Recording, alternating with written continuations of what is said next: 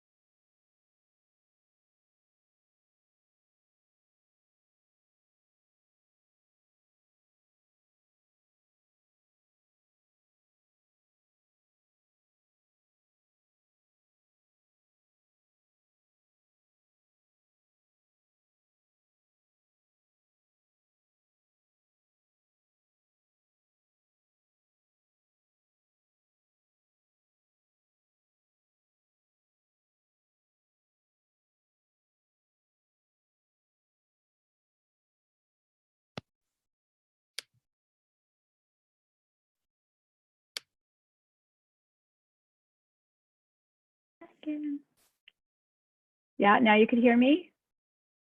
Yes? Okay, good. I don't know if on any of the calls, I told any of you the story of these earbuds. So, you know, there's 5 of us in our family. I'm the one that relies on technology for every single thing that I do.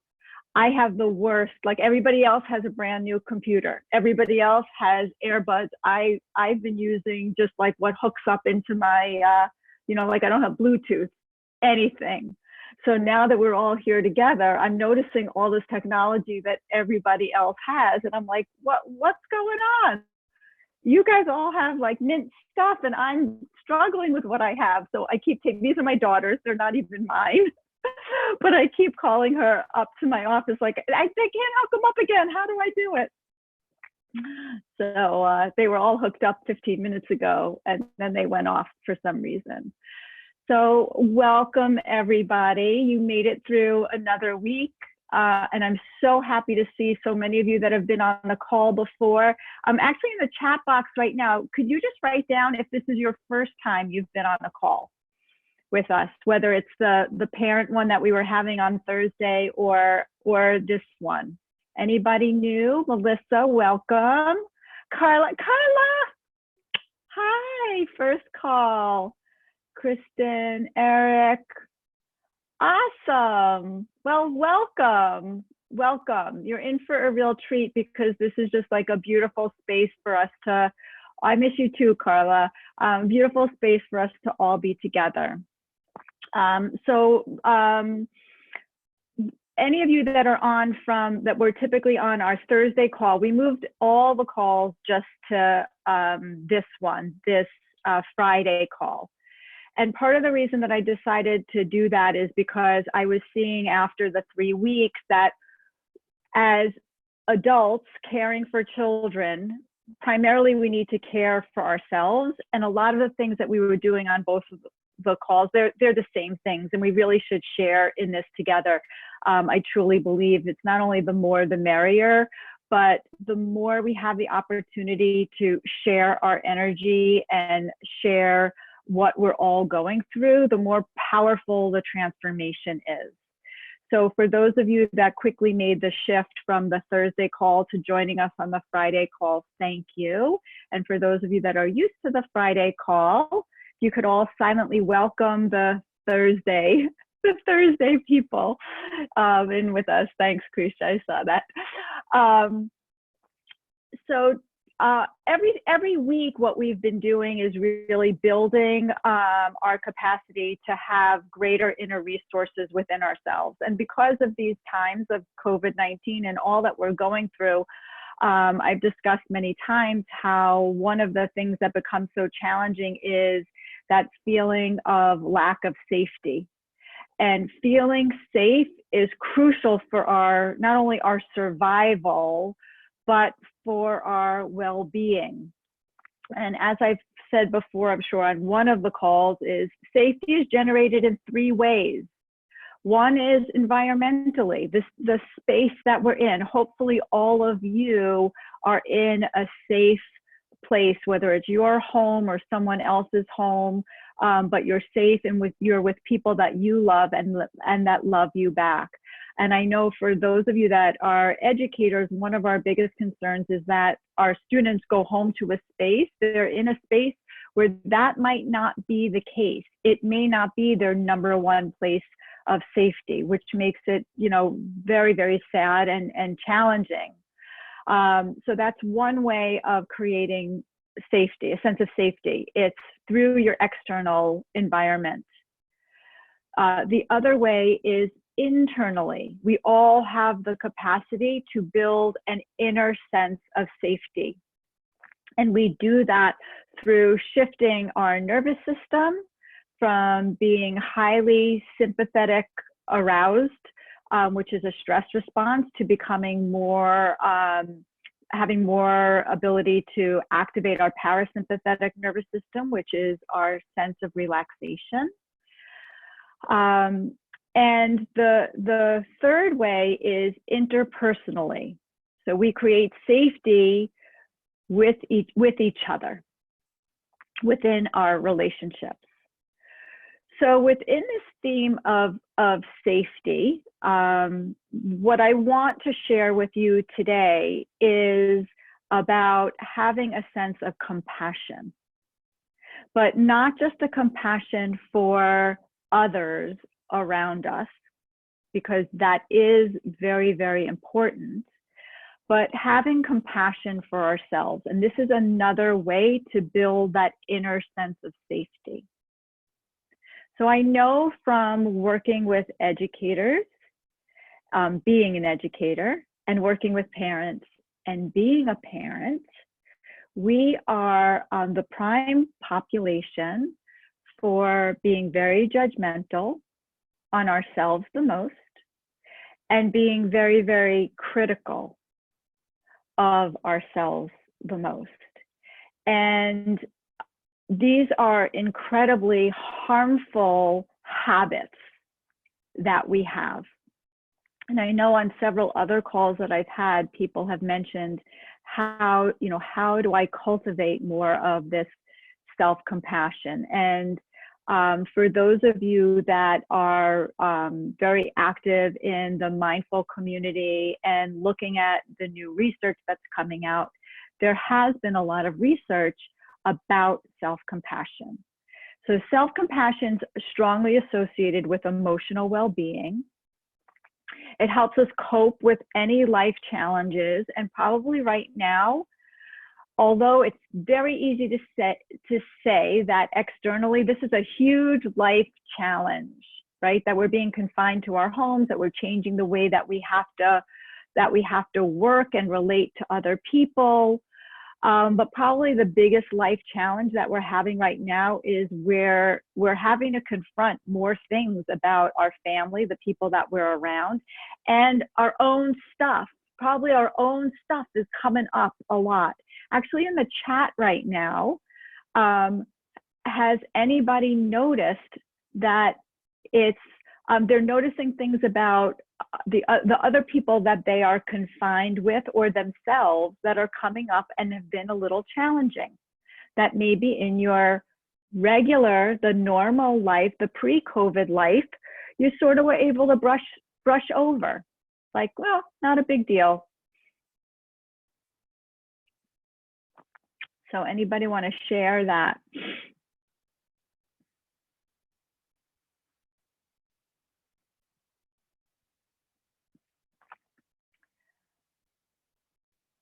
Okay, really struggling, extra screen time. Yep. Yeah, way out of the norm.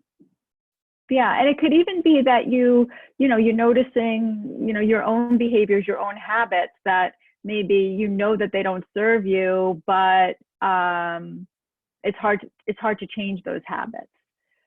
Yeah, having a toddler, not having the option to go out in the playground, the mall. Yeah, and stress. Yeah, the stress is building up. Hyper aware of behaviors and being hyper reactive.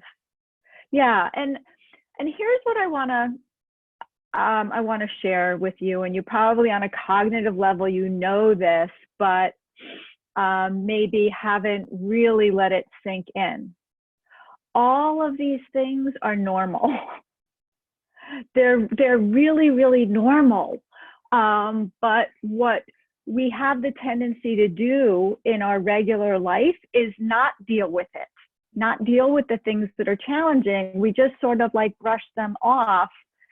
And now we're in a position where we actually have the opportunity, excuse me 1 second, I need a tissue. We have the opportunity to process some of these things, but we aren't given the tools, or we don't know the tools of how to do that. Going back to self-compassion, why I really want to share this is like, yes, it helps us cope with some of these life challenges, and you've all put in and you shared some of the challenges that you're having that are coming up now, but it also helps to decrease our levels of stress, our levels of anxiety, and our levels of depression. And while some of you may have noticed that in your everyday life, you did have a certain level of stress and anxiety and depression, and you may be noticing now that they're heightened, right? Because the outlets that you used to have, you're not able to access.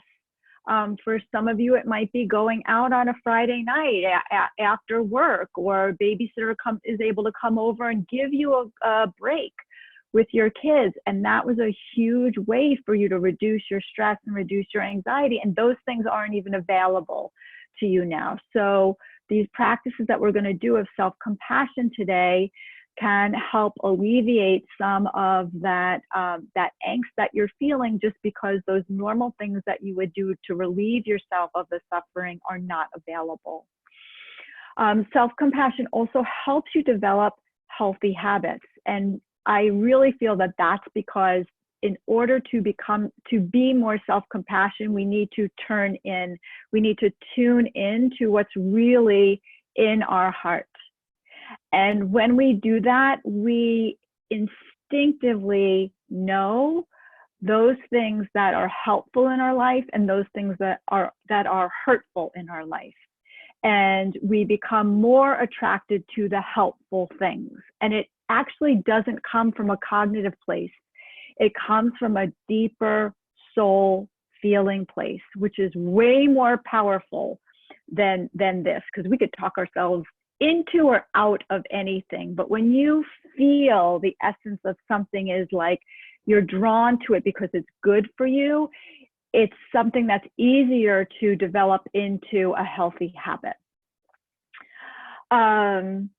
The other thing about self-compassion is it truly is a way to comfort ourselves, to soothe ourselves, and to validate rather than criticize ourselves.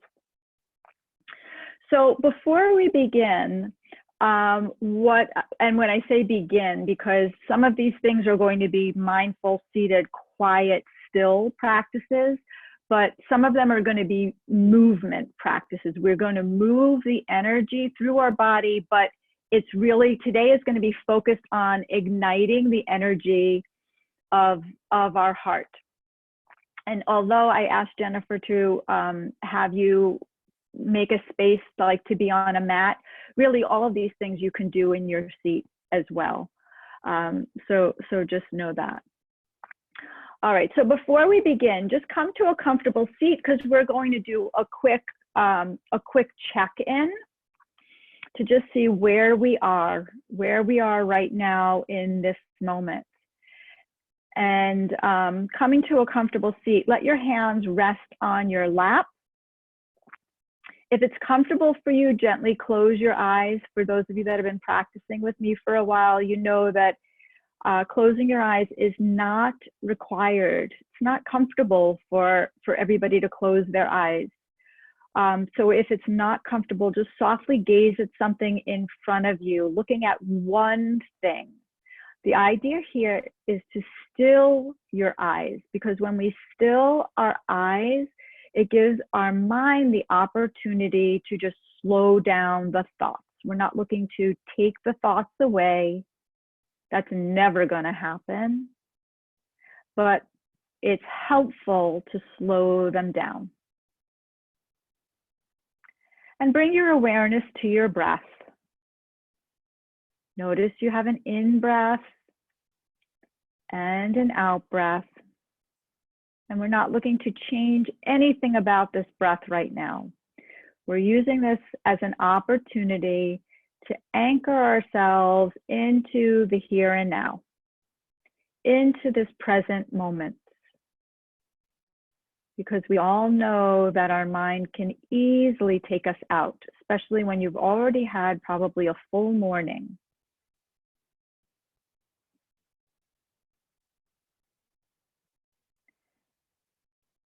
So if you find that your mind wants to pull you or unanchor you here, add a mantra to your breath. I breathe in, I breathe out. I breathe in, I breathe out.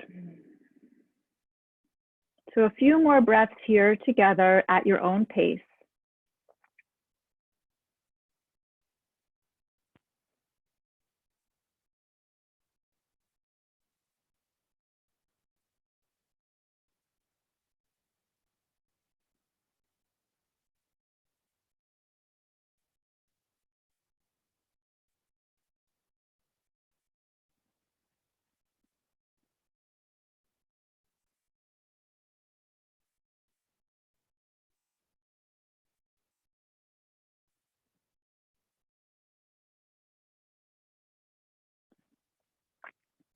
And now, along with bringing ourselves into the present moment, I'd like you to follow this guided visualization just to ground us into this space.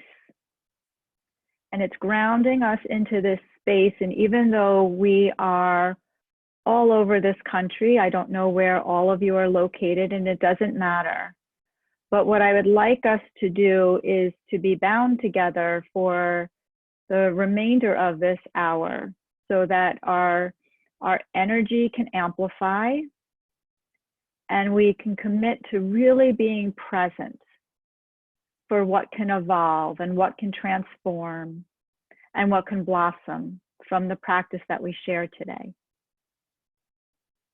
So right now, imagine your spine as a long, strong metal pole. Okay, from the base of your spine all the way to the top of your head. And maybe as you're doing that, you actually lengthen your spine. And imagine this being a pole which energy can move from the top to the bottom and the bottom to the top.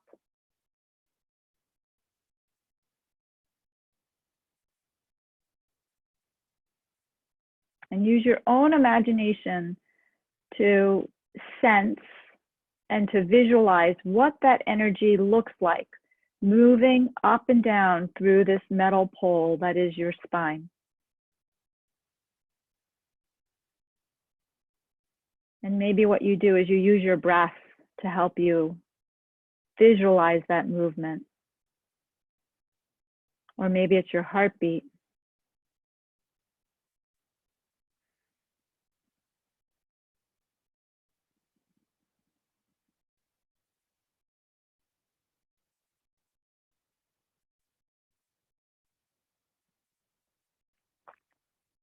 And now imagine that that metal pole and that energy create a tail.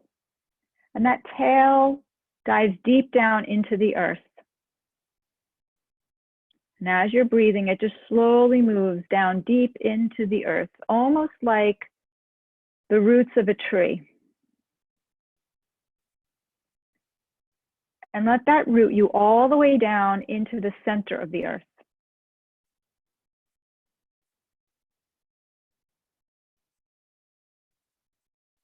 And know that the center of the earth holds great energy. Loving, nurturing. And imagine that once that tail from your spine roots down into the center of the earth, the energy of the earth is able to travel up through that root all the way into that energetic metal pole.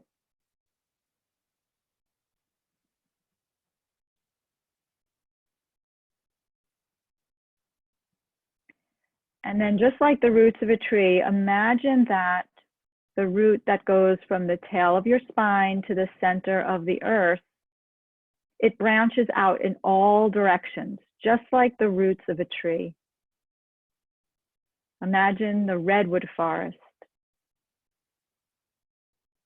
Imagine how far those roots travel. And just like the roots of a redwood tree in the redwood forest, all the roots begin to intermingle and interlock. And let's allow that to happen with all of our roots.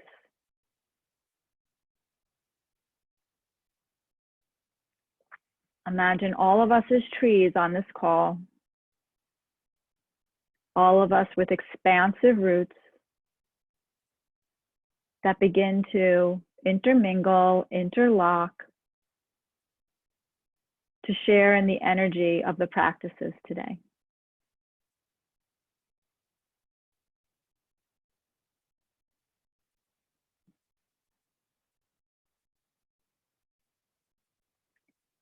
And before we open our eyes, from the center of your heart, think of a loving thought that you would want to share with the community that's on this call today.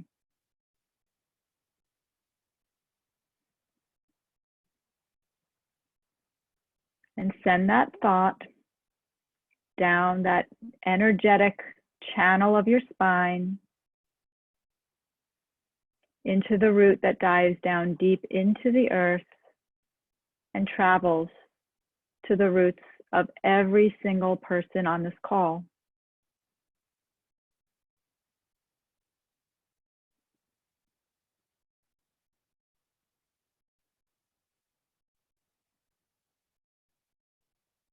And together, take a deep breath in. Then open your mouth, let it out with a sigh. Again, deep breath in through your nose. Open your mouth, let it out with a sigh. Then closing your mouth, deep breath in. Slow breath out through your nose. One more time, deep breath in through your nose. Slow breath out through your nose. Okay, staying here in this position with our eyes closed, we're going to move into another practice of awareness. And this is awareness of our thoughts. So what I'd like us to have the opportunity to do here is to just notice what arises. In one of our curriculum, we call this drifting clouds. So we imagine that we are viewing a beautiful blue sky with clouds that pass by. And as we're sitting here in stillness, we allow our thoughts, just like clouds, to float in and float out. So we're not avoiding, we're not pushing against, we're not closing the door. We're actually opening the door of our thoughts, letting them come in, and we're observing them with awareness of just noticing what is the thought, and then placing it in the cloud and let it drift away. So we'll be silent here for about a minute or two, just so that we can observe what arises. So in this observation, you are the witness. You're not the thinker. The thoughts are just going to come. You're the observer. You're the witness of it all. So let it come, and once you acknowledge it, place it in the cloud and let it go. So now we'll begin.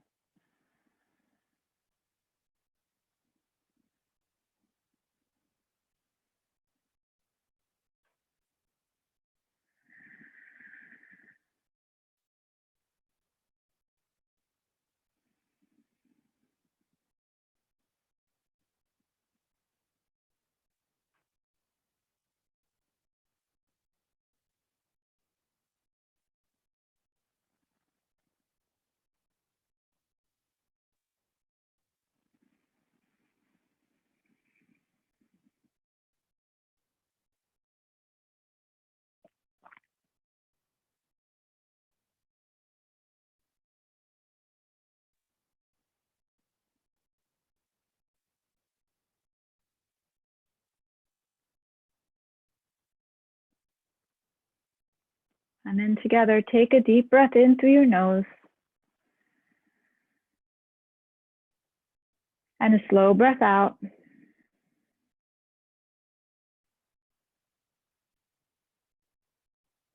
Bring the palms of your hands together and just rub them together. We've been seated for a little while, so let's just wake up the body a little bit. Maybe wiggle your fingers and open and close your fingers. Maybe gently roll your head very, very gently. Maybe even wiggle your spine. And when you're ready, slowly open your eyes.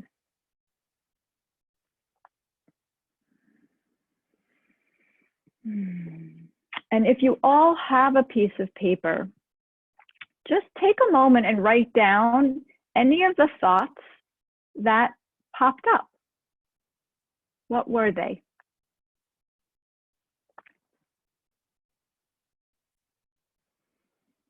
So in our Educate to Be program, we have a worksheet of just all of these little clouds, and we have the kids write their thoughts that came up in the clouds. So I'm going to give you about another 30 seconds. And this is just for you. So just be honest of whatever the thoughts are. Part of mindfulness is being non-judgmental. We're just noticing. We're just noticing. I was listening to a talk given by Michael Siegel. Anybody familiar with Michael Singer? Michael Singer. He wrote The Untethered Soul and the Surrender Experiment. And what he was saying is that mindfulness is bringing an awareness to what your mind is doing when you're not paying attention to it, because that's the scary thing. When you're not paying attention to your mind, it is filling you with your subconscious thoughts. Yeah, Kelly, I love his word too. It's filling you with subconscious, unconscious thoughts, and many of them are negative. And what happens is any thought that's in our mind, whether whether we are aware of it or not, it creates an emotional response. So one of the ways to have better emotional well-being or emotional resilience is to first have awareness of what the thoughts are that are happening when you are not directing your mind in any particular way. Just what comes up. So look at your list right now. And as you look at your list and you read the things that came up, are these thoughts helpful or are they harmful? And here's the other thing about the harmful ones. And the harmful one could just be you keep thinking about something that you were supposed to do that you didn't do, right? And if you keep thinking it, it's like you're beating yourself up. Or you're thinking about something that you said that you shouldn't have said, or you wish you didn't say, or something that you were supposed to do and you didn't do. But here's the thing about the thoughts. Who puts the thoughts in your head? Who puts them there? You could put this in the chat. Who puts the thoughts in your head?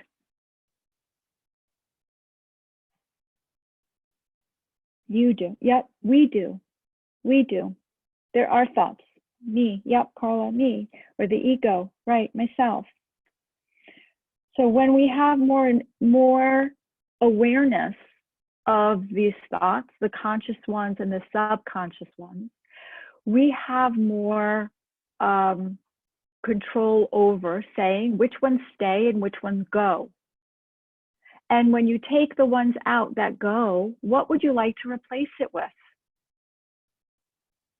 So right now, look at your list, cross out the ones that are like harmful, I don't need to know that. And if anything on your list is like, oh, don't forget to do the laundry later, right? Or don't forget to vacuum that spot that I happened to see a cobweb in when I walked by a day ago.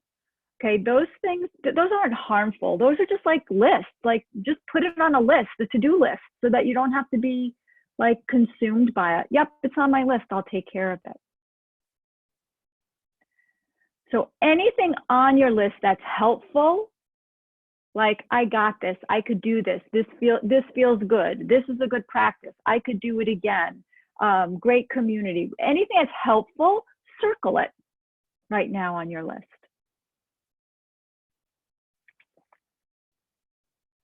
Okay, we're always talking about what's in our control in our life and what's not in our control. This is thoroughly in your control.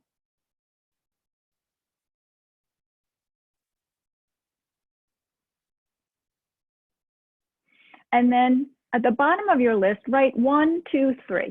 Number 1, number 2, number 3. And fill those 3 things in with 3 thoughts that are helpful. Maybe your mind didn't come up with it while you were placing the thoughts in the cloud, but right now, with your intention, what are helpful thoughts? What are loving thoughts? What are caring thoughts that you could put in there for yourself?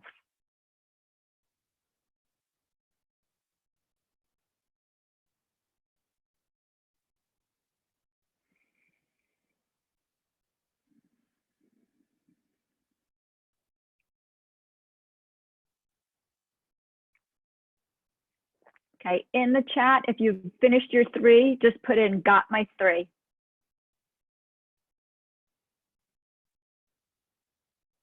Sometimes it's hard for people to think of 3.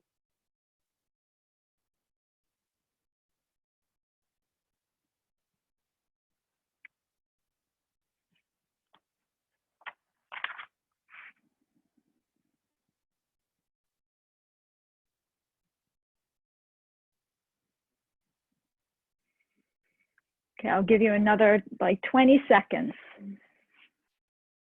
And here's something that you could do. If you are having trouble thinking of your three, think of somebody that you love.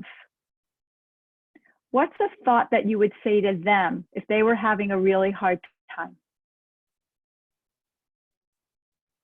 Can you say that to yourself right now? Write it down for yourself.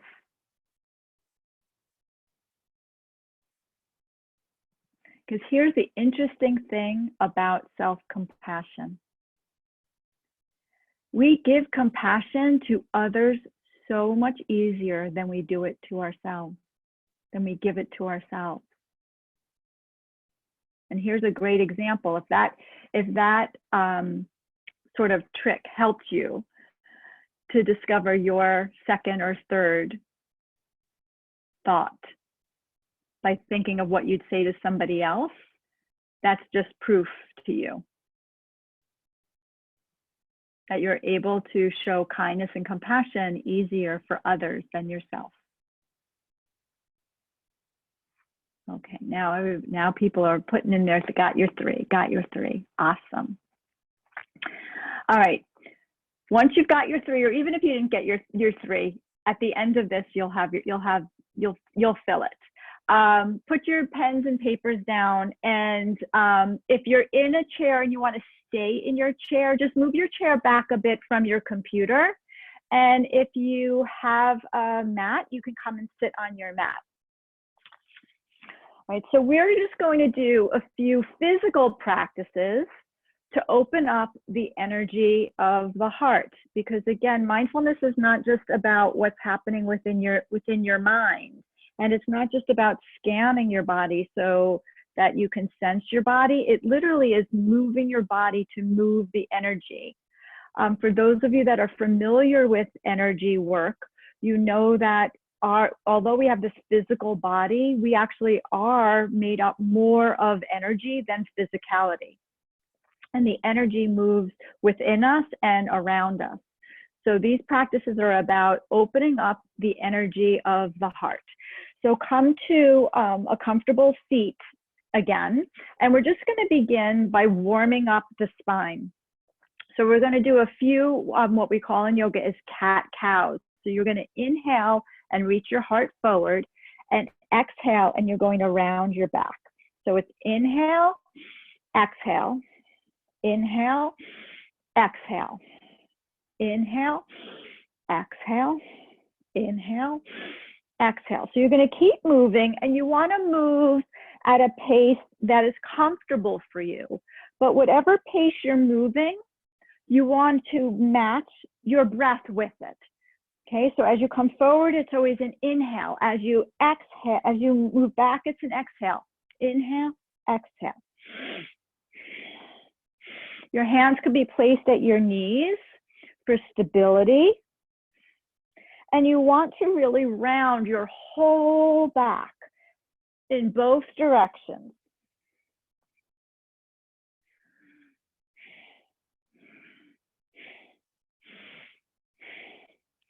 You want to hear your breath.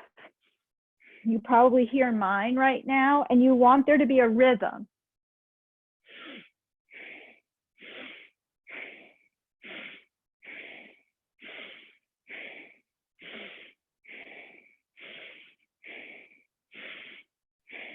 When we think about balancing our nervous system and building our capacity to remain regulated, part of that is about having a rhythm of our breath, a rhythm of our heartbeat, a rhythm of the energy of our body, a rhythm of the energy of our mind.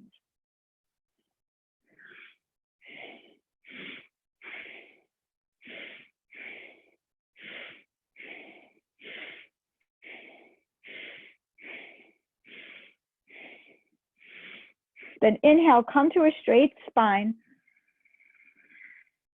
filling up with as much air as you possibly can. Then exhale, release. And now we're just going to rotate our spine from side to side. Okay, and this you can do at your own pace as well. You're going to inhale in one direction, exhale in the other.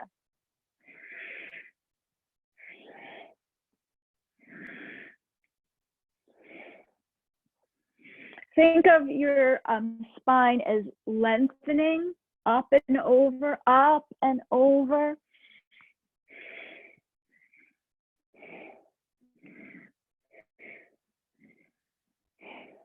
Think of your breath as a pump.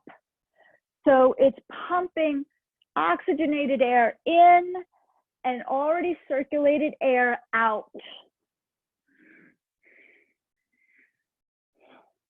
A great way to ignite the energy in your body is just to use your breath with simple movements.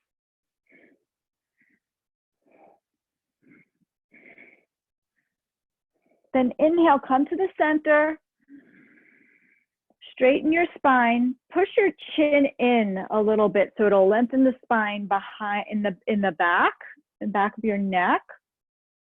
Pull your belly button in, and then exhale, relax. Okay, inhale your arms straight up towards the ceiling. Make them super, super straight. Take a big breath in. Then you're going to interlace your fingers and you're going to bring them to the back of where your head and neck meet. Stretch your elbows back as far as they possibly can. This opens up the whole area of the chest. And imagine that you're pulling up, creating some traction in your spine by lifting up on your hands that are behind your neck. Now, just like everything that we do, this should feel good to you. If it doesn't feel good, play around with it so that you are comforting your body here, right? It's an exercise, but yet it should feel good in your body. So take a deep breath in. And now holding that breath in, pull your belly button in and up. That helps move the energy up from the lower centers, the lower energetic centers to the upper. Okay, then exhale.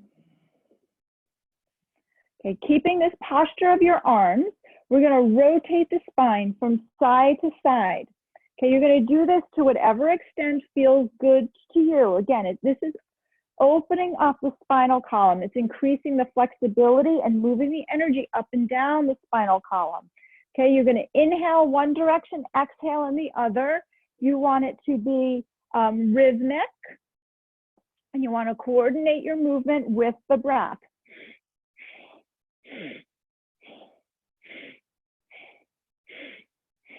Real important here that you stretch your elbows back. You don't want them to come back to the front of your body. You want them to be out to the side.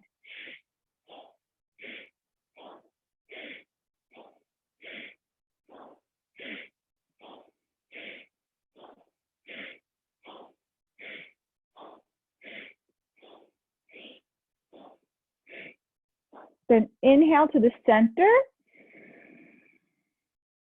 Again, pull your belly button in and up, holding that breath.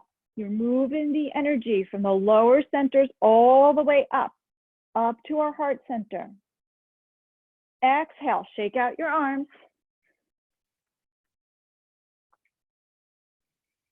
Okay, the next exercise, you're going to stretch your arms out to the side. Okay, this works the whole heart meridian. Stretch your fingers out. So the arm movement is we're going to bring one hand into the heart, but you're not going to hit your heart. It just comes right in front of your heart, and then you're going to switch, and then the other hand comes forward. Okay, again, we're going to use this with our breath, so it would look like this. Breath in, breath out, breath in, breath out. So you want your arm not to swing back behind you. You want it to be in line with your shoulder.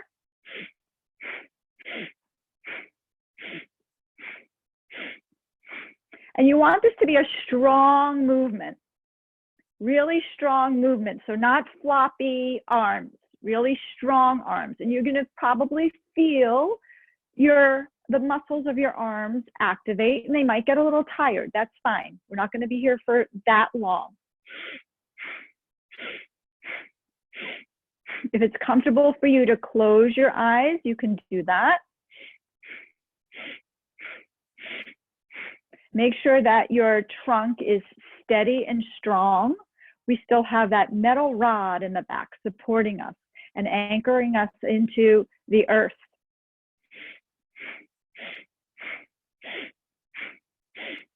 If your arms get super tired, you could stop, shake them out, and then just come back.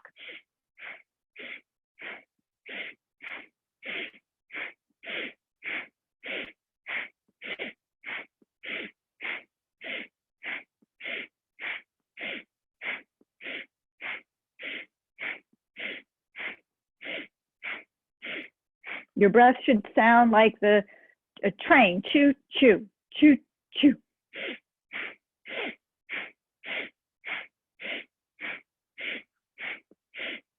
Okay, inhale, stretch your arms in both directions. Big breath in. Make them super tight. Extend your fingers as if somebody's pulling them in 2 different directions. Exhale, shake your arms. Maybe even give your shoulders a little massage. Just want to check our time here. Okay. All right, next exercise, cactus arms. Okay, it's going to be breath in, breath out. So it's like you're coming to clap, but your elbow and your hands are equidistant apart. So it's not like this, it's not like this, right to the center. So in, out.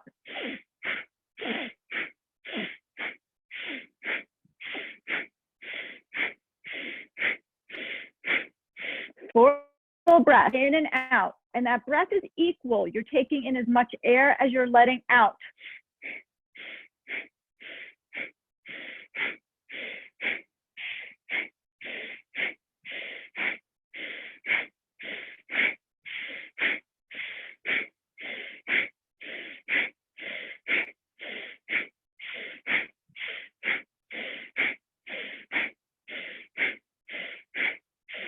Then inhale, stretch into those cactus arms.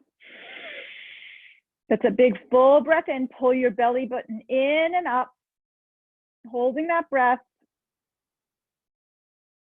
Exhale, shake out your arms.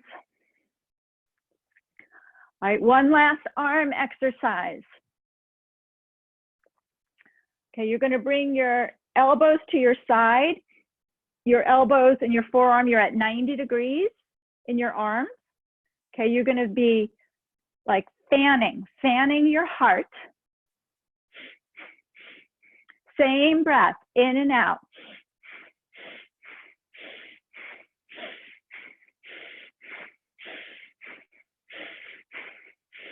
If you find that it is difficult here to continue with the deep breath, the quick breath in and out, you can do long, deep breathing of in and out. So determine what is best for you here. So it's either the quick breath or long, deep breathing.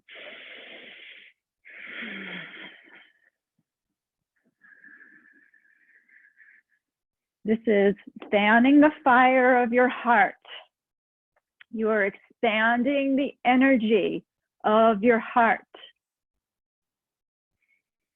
So often it gets stuck because we suppress what we're feeling, because we don't like pain. We don't like suffering. We don't like disappointment or frustration. What we're doing here is we're fanning the energy of the heart that helps counteract all of those challenging emotions. It helps us invite those emotions with a loving heart. All of our emotions are valid. They're important. They're informative. We have to allow them in, but then welcome them with a loving hug. Welcome them with a loving heart. Let your bigger self say to disappointment and frustration and anger, it's okay. It's okay to feel this. I'm human. It's part of being human. Okay, deep breath in, stretch your arms out. Hold that breath in. Exhale, shake. Shake, shake, shake. Okay, bring your hands to your heart. Gently close your eyes and allow your body just to softly rock forward and back.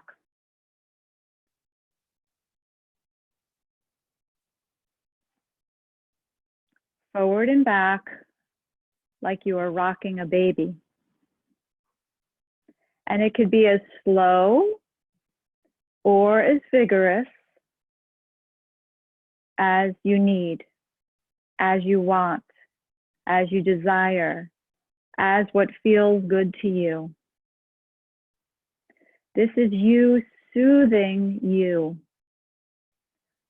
with a loving heart, from a loving heart. You caring for you.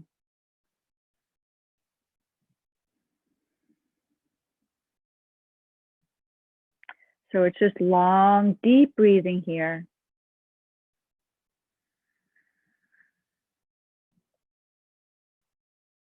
And you giving yourself the space to let whatever arises here to be met with your big, strong, energetic, loving heart. Whatever arises. Let the energy of your heart say, you got this. It's okay. I can cry here. I could get mad here. I could be frustrated here. I could be annoyed. It's okay. But I could greet it with love. I could allow myself to be with what is,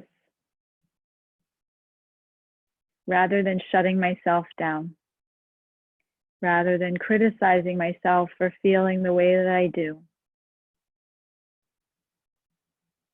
I can greet whatever arises with my loving heart.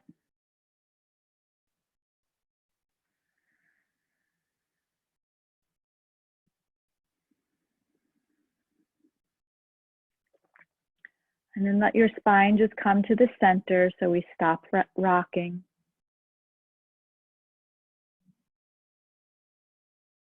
Let your hands come and rest down on your lap.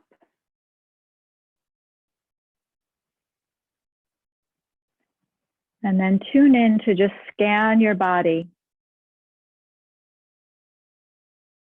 And just notice what is.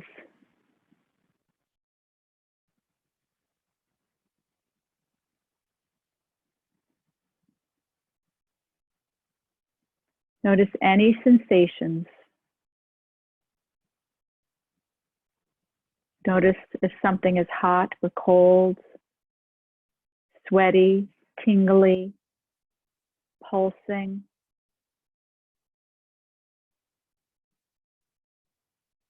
Just open your awareness to notice.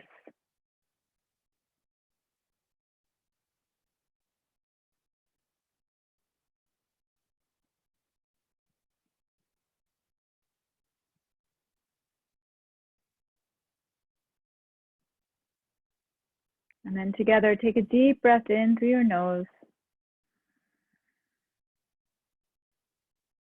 And a deep breath out.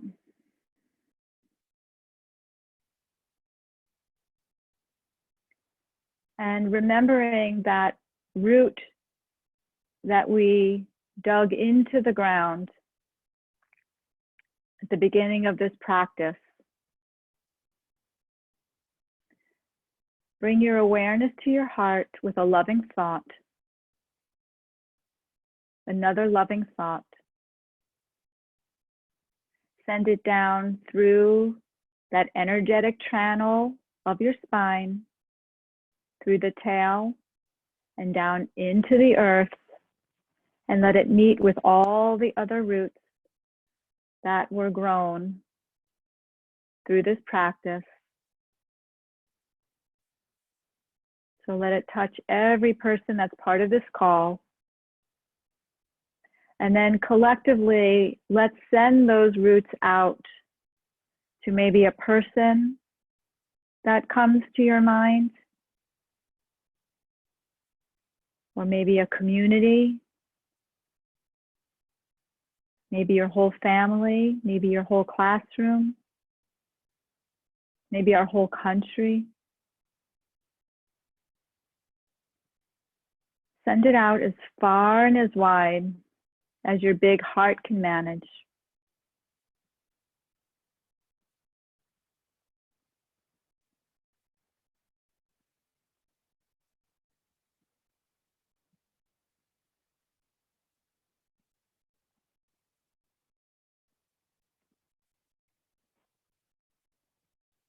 And once that energy has completed its circuit, bring it all the way back to you, from the center of the earth all the way up, all of your root extensions back up through your spine, back into your heart. For the last few breaths, just breathe in and out through your heart. Each breath expanding your heart, each exhale softening it.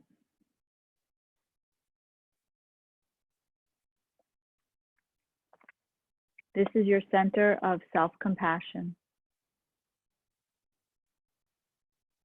This is your center of love for yourself, for your family.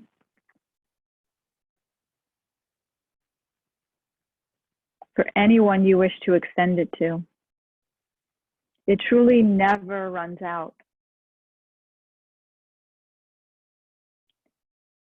Energy doesn't die, it transforms. It moves, it always wants to move. And wherever you place your attention on, that's where it will move. So perhaps through this weekend and this week, you can intend to place your energy, your attention on your heart.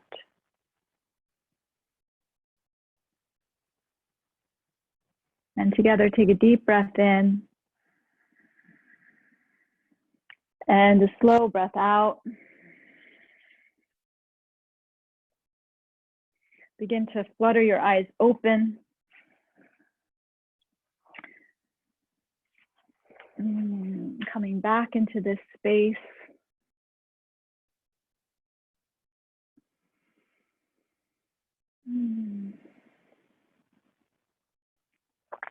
Maybe coming back to your computer for our last few minutes together.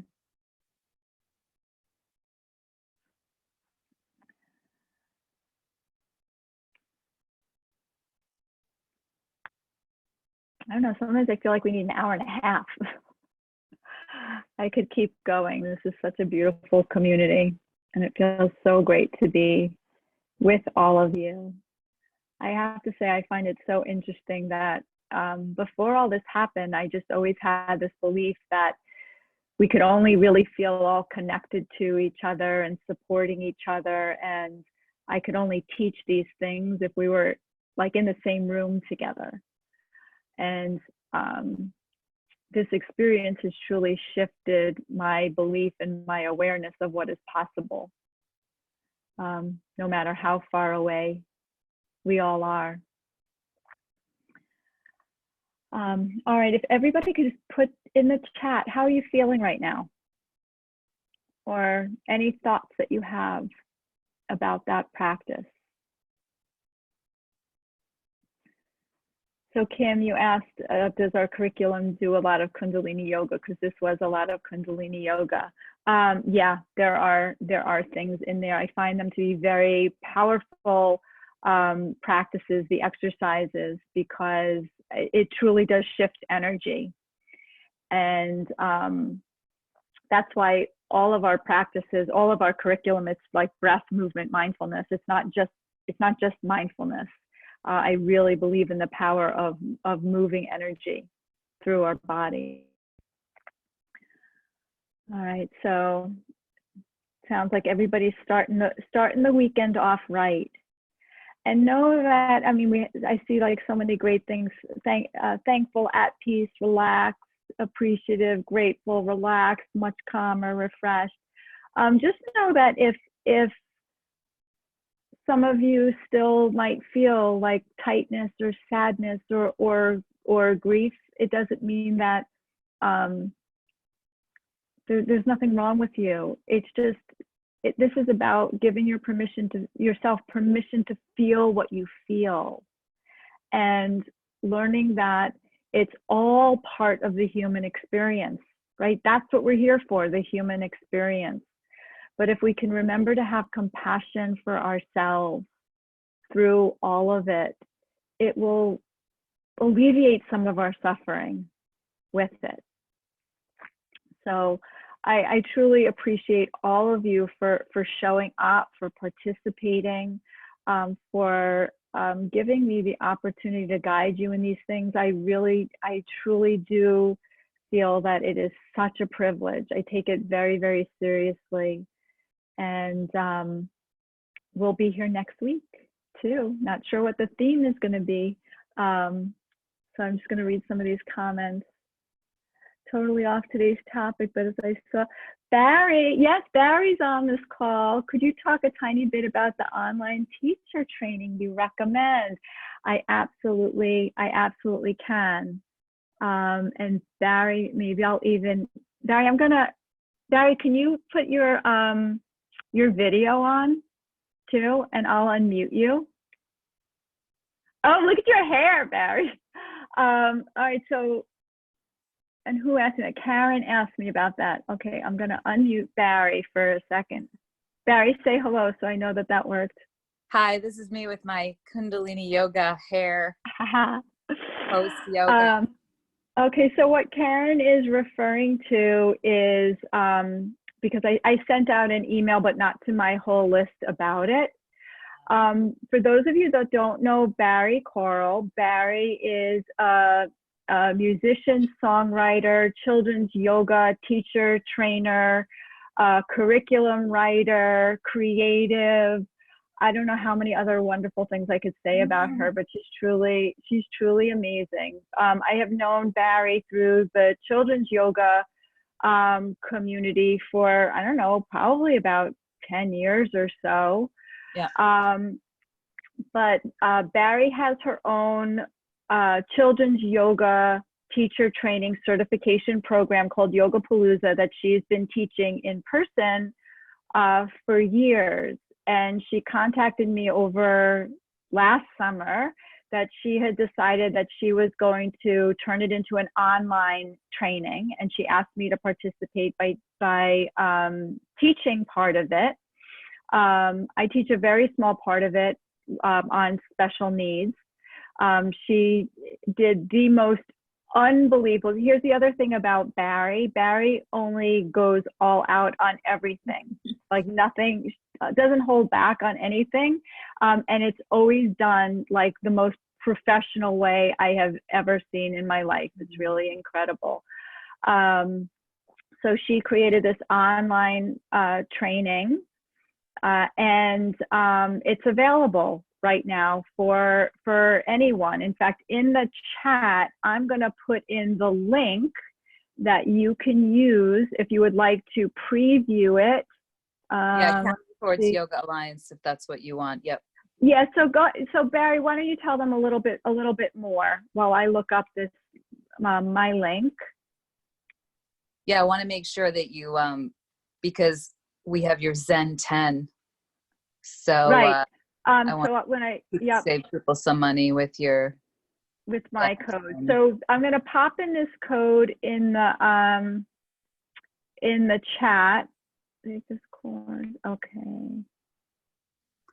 First of all, I just have to tell you, I feel so good. That was just so good. Like, someone who practices all the time, I feel like this is just such a beautiful opportunity. It's so nice to have so many people here practicing together. I did feel a community, especially with all your practices about keeping us grounded and connecting to each other. And my little aha moment was instead of, they say worrying is praying for things you don't want. Yeah. And after you did your heart meditation, I thought, instead of worrying for the country and worrying for our community, and why don't we pray for what we want for our community and pray for what we want for our country? And, and it's just a more uplifting thought. And I don't know, so you led me to that. So thank you. But you were such an important part of the online course. I just can't believe you know, you're just so spectacular. You're so beautiful in this. Thank you. And, Thank you. and it's just an opportunity for those of us that maybe want to start to bring this now to children, and ourselves and our communities, to maybe learn more about yoga and mindfulness. So you can go at your own pace and you have lifetime access to it, and it's a lot of fun, and it's very approachable and engaging and very joyful. And I'll just say, you know, when I went through my biggest uncertainty, my friend Sadie Nardini, who's a very famous yoga teacher now, I was in my early 20s and very catastrophic time for myself, not knowing what was going to be next for me. I was in a lot of debt and everything. She reached out and said, take my training, take my yoga training. It'll put you in the right frame of mind. And then that changed everything. So this is us, you know, creating this for others. And I wish I could give it away for free, but we went bananas and slashed that price so much to make it yeah, it's really economical. So there are a couple of questions in the chat. Carla asked, is it a 95-hour yoga alliance? So this is a yoga alliance thing, but actually, what is the certificate that they get, Barry? You know, if you were in person with me, this would count as a 30-hour certificate. It's basically a weekend training. You can do it at your own pace. You could do it in a weekend. You could, you know, do it longer, less time, whatever you want. If it was in person, it would be 30 hours. Yoga Alliance lets you count 6 hours, I think, of online. So that's how that works, you know, but technically it's 30. So for people that already are 200-hour, they use this either towards their 95 or as continuing ed yoga alliance. Yes. I think right? you can claim up to 6 or 8 hours towards your 95. Yeah. Or continuing ed online. And I'm wondering, because of what's happening right now, if they would maybe increase those hours. Is my guesstimate that they might change some of their policy and say maybe you can, you know, use all 30. No. Yeah. But, yeah.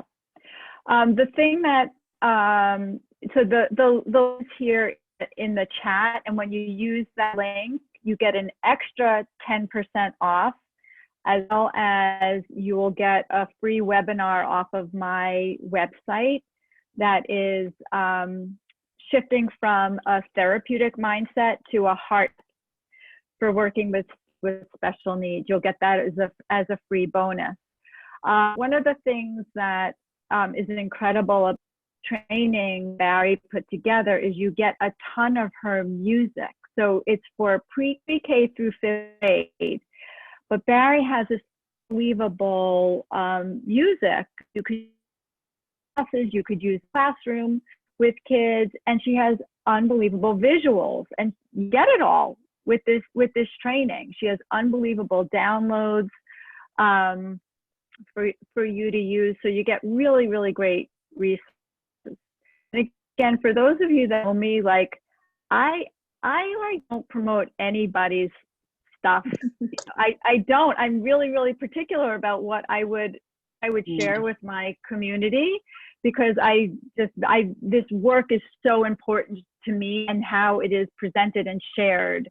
And we want to train teachers. You know, we want to ultimately reach the kids to, you know. Right. It's right.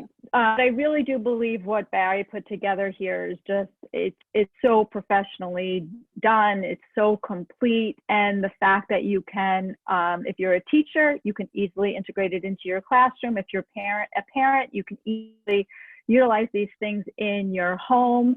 And if you're somebody who thinks you would like to become a kids yoga teacher training, this gives you a certificate to get started. I think we're going to need more teachers after all of this. I mean, we already needed more teachers. We already didn't have enough teachers, and now, oh my gosh. Right.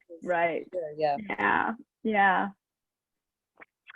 All right. So does anybody have any other questions, either about that training or about anything else that we shared today, or anything else going on now?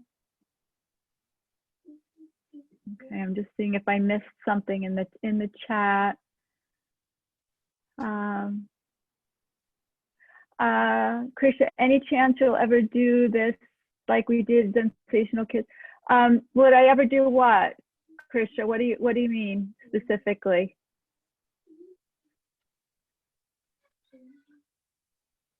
Should I unmute you? I'm gonna unmute you. Right, let me just unmute you. Let me find you. List here. It's easier.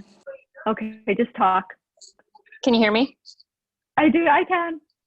I was just wondering if Barry would ever consider doing that like you did Sensational Kids in the North Country with a group of teachers, if that was something that could ever be put together in the future. Ooh, well, sure, it could. Why do you feel that there were a lot of teachers that would want a kids yoga teacher training? Yeah, absolutely. Yeah, all right. So I'll talk to Barry about that and maybe talk to you, and we could see how we can maybe put something together, because we definitely do have like a good bank of teachers up there. Yeah, this would be more the elementary school level. Which would be wonderful because we had so many elementary school level people who wanted to attend the one that we did, which was really focused on middle and high school, and they would love something for their level. And I think you would get an enormous response. So I think it's something to consider. Yeah, totally. Thanks. I'll talk to her about that. Great. Karen, does it have anything to do with your Sensational Kids curriculum? This is different than Sensational Kids curriculum. Sensational Kids curriculum is really about using evidence-based practices as short, quick breaks in the classroom. And the way that we work it with schools is we train cohorts of teachers so that we eventually have everybody trained, and mindfulness becomes more part of the culture of the entire school. So it's different.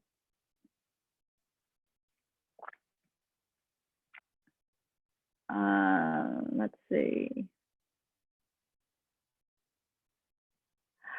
Karen, I'm working on an online training. We're actually working on 3 of them right now, sort of simultaneously.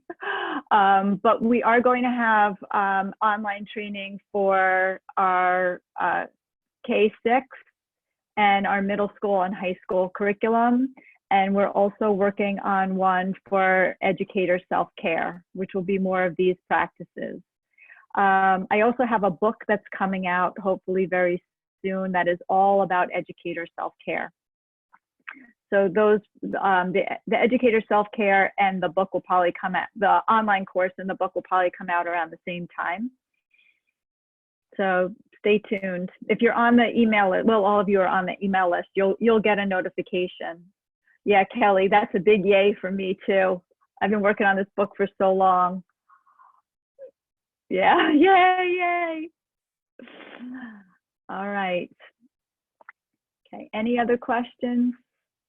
I hope you are all here on Friday. I hope this is helpful. I hope you carry some of the things that we did today into your weekend and through next week. And for those of you that are celebrating holidays this week and over the weekend, I wish you a happy holiday, and be well. Big kisses, big hugs to all of you. Take care. Bye.